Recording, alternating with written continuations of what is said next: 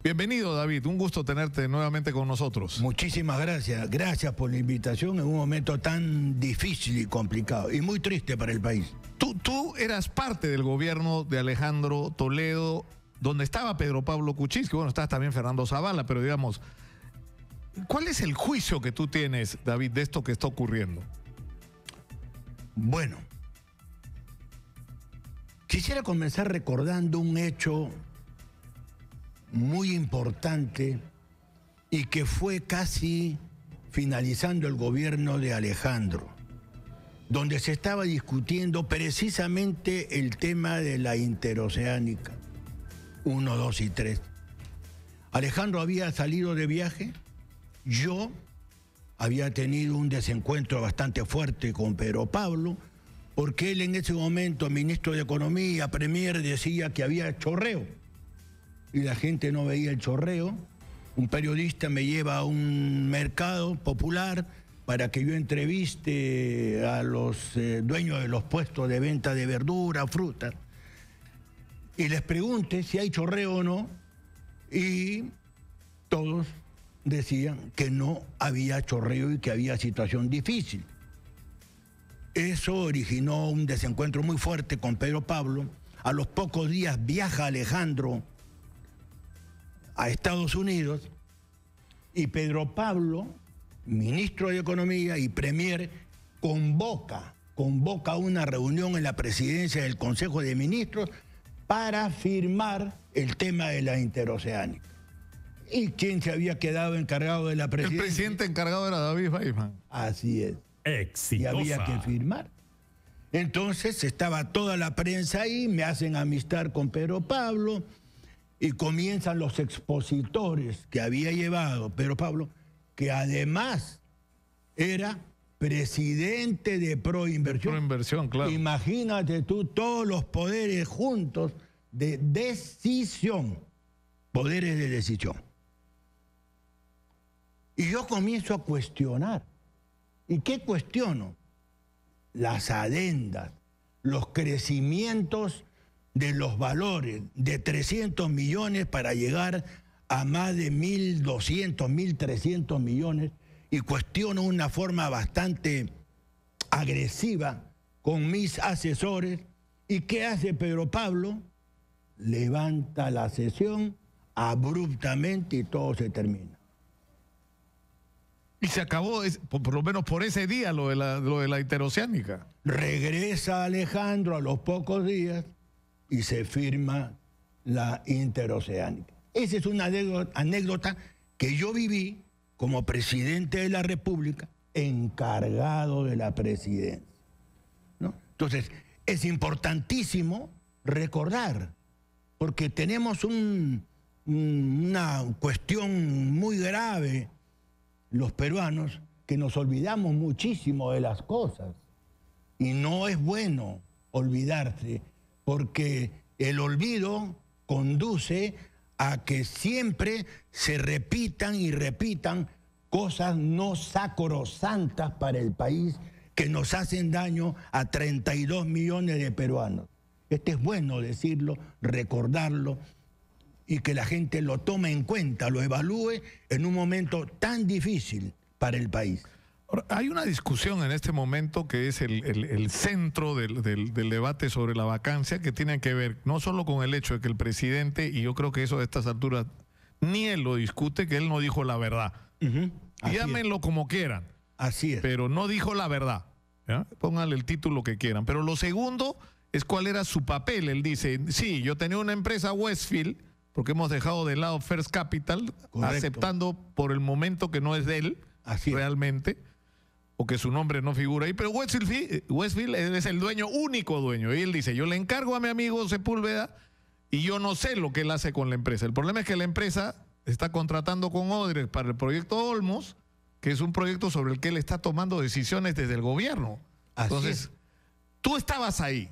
O sea, ¿cómo fue este tema? ¿Qué es lo que tú recuerdas de lo que pasó en esos días? Bueno, como él lo ha vuelto a repetir, o voy a decir recordar, él habla en sus últimas 3 o 5 declaraciones de que él sabía que Sepúlveda estaba intentando hacer negocios con Calma, con Calpa, con H2, Enesur, claro, etcétera, etcétera, que acá está la parte, creo, más delicada de su propia exposición de Pedro Pablo. Todas estas empresas, Calpa, Enesur, etcétera, eran empresas que estaban operando o estaban en proceso de operar en el Perú, no en el extranjero.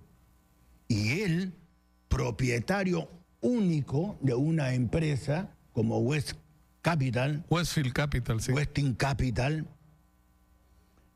y también funcionario público, ministro en esa época, tenía la responsabilidad, si él mismo lo está diciendo, él mismo, la responsabilidad de llamarlo a este señor Sepúlveda y decirle: oye, compadre, tú buscas que hacer negocios en el mundo que es tan grande, pero no me hagas un negocio.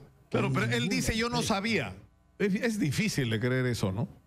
O sea, se ha mostrado ayer parte del registro migratorio. En promedio, este señor Sepúlveda venía cada 12 días a Lima. Correcto. Y entiendo que si se levanta, por lo que dice gente que ha estado cercana a ellos, que si se levanta el secreto de las comunicaciones vas a descubrir que hablaban prácticamente todos los días por teléfono. Entonces, con mayor razón, ¿cómo él puede decir que él no sabía absolutamente con quién hacía ni cómo hacía? Y hay una cosa, fíjate,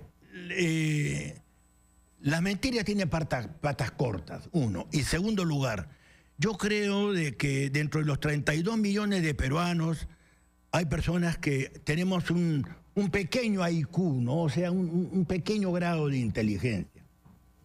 Porque él compara esto con un banquito, con un banco grande, y compara con el gerente. Por supuesto que los accionistas no tienen ninguna responsabilidad con las decisiones que pueda tomar un gerente. Pero ningún banco espera 12 años, o una junta de accionistas espera 12 años para recién darse cuenta a los 12 años: oh caramba, me han llegado estos papeles. No, señor. Los bancos y su pequeña empresa de él tenía que hacer una junta de accionistas con él mismo y con Sepúlveda cada año para saber el resultado de sus negocios, si eran exitosos o eran malos negocios. ¿Qué cosa hubiese pasado? Claro, es decir, es imposible que él no supiera, o sea, no... Imposible, porque ¿qué cosa hubiese pasado si es que él, con esa entera confianza, 12 años sin saber qué hacía, y él mismo dice, era su gestor? ¿Qué cosa es un gestor? Es alguien que gestiona por alguien de otra persona cosas. ¿Para quién? Para el dueño. ¿Y quién era el dueño? Él. ¿Quién es él? Pedro Pablo Kuczynski, que le dio la confianza de que gestione negocios para que gane los dos. Y entonces, termino con esto. Entonces, yo me pregunto, en los 12 años nunca se reunió para pedirle cuentas. Oye, vamos a ver, han pasado a los 5 años ya. Han pasado 5 años, ¿cuánto ha ganado? ¿Cuánto hemos perdido? Resulta que él a los 12 años se da cuenta cuando recibe en su cuenta un abono de $382,000, creo. ¿Cómo es eso? ¿Cómo Ahora, ¿por qué David primero fue Leán Carp y ahora el abogado Alejandro Toledo prácticamente están amenazando a Pedro Pablo Kuczynski? ¿Tú crees que Alejandro Toledo es capaz de acogerse a alguna forma de colaboración eficaz para librarse de la mano de la justicia? Yo creo que en la misma forma como Maiman, después de resistir mucho tiempo y ya darse cuenta que es imposible para él vivir perseguido, enclaustrado prácticamente en un país sin poder salir a no solamente a disfrutar del mundo, sino a hacer negocios en el mundo, yo creo de que todas las cosas tienen un límite en la vida. Y yo creo que va a llegar un momento en que tanto Elian como Alejandro Toledo se van a tener que someter a la confesión sincera, y van a tener que decir la verdad. Y hay una cosa que no hay que olvidar tampoco, y sin ningún ánimo en contra de Pedro Pablo ni de nadie, porque acá lo que perseguimos todos los peruanos es saber la verdad.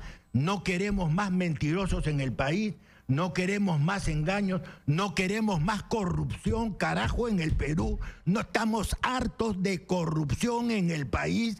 Sea quien carajo sea, me disculpa de las palabras y le pido 1000 perdones a todos los peruanos por lo que estoy diciendo en este momento, totalmente indignado por los que trabajamos y nos rompemos los forros todos los días, y en ese caso va a tener que decir la verdad. ¿Sabes por qué?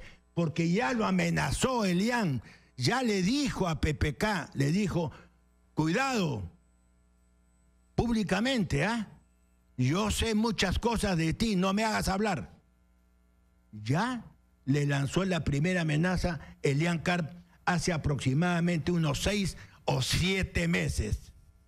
Y creo que eso va a terminar sucediendo. No puede seguir un país con un desprestigio tan grande, presidentes presos, presidentes investigados. El presidente representa a la nación y nos representa a 32 millones de peruanos. ¿Quién me está representando a mí? ¿Una persona que no dice la verdad? ¿Una persona que tiene muchísimo que explicar? Y yo no estoy a favor de que hayan eventualidades tan dramáticas y graves como cambiar presidentes o cambiarse de un par de camisetas en el día. No, exitosa. Pero si es que hay que hacer justicia con algo, si es que hay que saber la verdad, si es que no hay que permitir que siga habiendo corrupción en el país, mentirosos en el país, como casi todos los que han sido presidentes de la República nos han mentido, porque en las campañas electorales te ofrecen 1000 cosas y al día siguiente cambian las cosas, como fue Alejandro Toledo. Creo que el más importante insigne de la mentira y de la corrupción en el Perú. ¿Podemos seguir permitiendo eso los peruanos? No, de ninguna manera. Si hay que castigar, sea quien sea el presidente, sea quien sea, que se le castigue en la forma más drástica que haya para castigarlo. Claro, porque el tema es que hace un rato hemos escuchado a Máximo San Román diciendo que esto es un golpe de estado de los fujimoristas, digamos, ¿no? Que los fujimoristas están detrás y que ellos son los que... esto es una especie de conspiración que empezó prácticamente el día que Pedro Pablo Kuczynski se instaló en el gobierno. Yo respeto totalmente, yo soy muy amigo de Máximo, respeto. Pero yo quisiera que me conteste todos los que están defendiendo a PPK. Acá tengo una portada de un medio de comunicación que dice Toledo, PPK y Cecilia Blume, para favorecer a Odebrecht, presionaron al ex contralor, a Genaro Matute, señor. Y puede venir hoy en día el señor PPK a decir que no conoce a nadie de Odebrecht, que nunca tuvo ningún negocio, que nunca tuvo nada que ver, que no sabe nada, que desmienta este diario. Que desmienta. Bueno, acá lo dijo Beatriz Mejía, que es colaboradora de Genaro Matute, amiga personal de Genaro Matute, de cómo, porque es verdad, eso está incluso registrado, sí, señor, en los documentos, cómo la Contraloría decía, esto no procede. ¿Por qué? Porque hay un problema con los costos, hay un problema con la calidad de la obra, hay un problema con los procesos judiciales que no solamente Odebrecht, Graña y Montero tienen con el Estado peruano. Esos señores no pueden contratar con el Estado peruano. Les pasaron por encima. Es más, gravísimo. Odebrecht no podía contratar en el Perú con ninguna entidad estatal. ¿Sabes por qué? porque ya estaba involucrado en corrupción, tenía 2 juicios con el Estado. Y de acuerdo a la ley peruana, empresa que tiene juicios por corrupción o por dudas de corrupción, solo por dudas de corrupción con el Estado, no puede participar en ningún tipo de obra con el Estado peruano. Exitosa. Y lo hicieron participar. Ahora, ¿tú qué le recomendarías a Pedro Pablo Kuczynski, David? Porque estamos entrando a un nivel de confrontación sumamente peligroso. Es decir, Sí. que te ocurra que el Congreso decida el viernes o sábado, después de la maratónica discusión que estoy seguro va a ocurrir en el Congreso, que Pedro Pablo Kuczynski es vacado y Pedro Pablo va a ir al Tribunal Constitucional y van a ir a la OEA, a la Corte Interamericana, y va a haber un desconocimiento de la decisión, pero el problema que puede ocurrir es que en el camino aparezca nueva información sobre los vínculos de PPK y Odebrecht. Y esto nos ponga en una situación, y a él mismo, ¿no? Lo exponga en una situación peor aún de la que ya está viviendo. Yo creo que él es una persona que tiene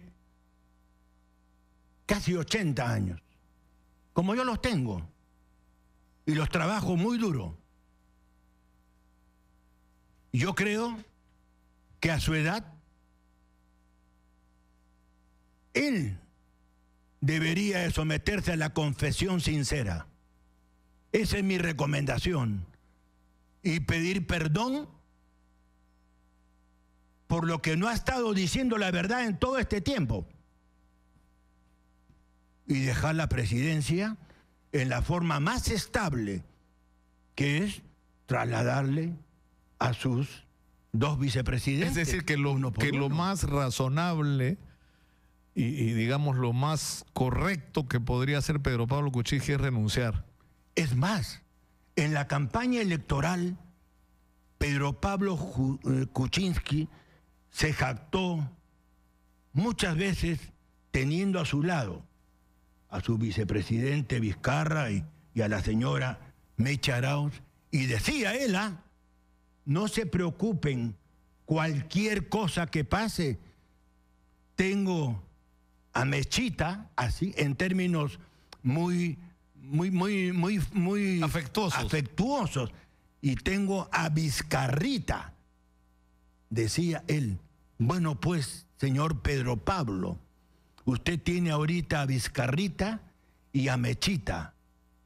Dejen que ellos continúen con el Perú. Si usted dice que ama al Perú, sométase a la confesión sincera y retírese más o menos, es lo menos que le puedo decir, más o menos bien del país, y que el país siga andando. De lo contrario, entramos en un torbellino del cual nadie en el Perú en este momento sabe cómo podemos salir de esto. David Weissman ha estado con nosotros. Muchas gracias. Gracias por estar con nosotros esta mañana. Vamos a la pausa, regresamos con más. Esto es Exitosa.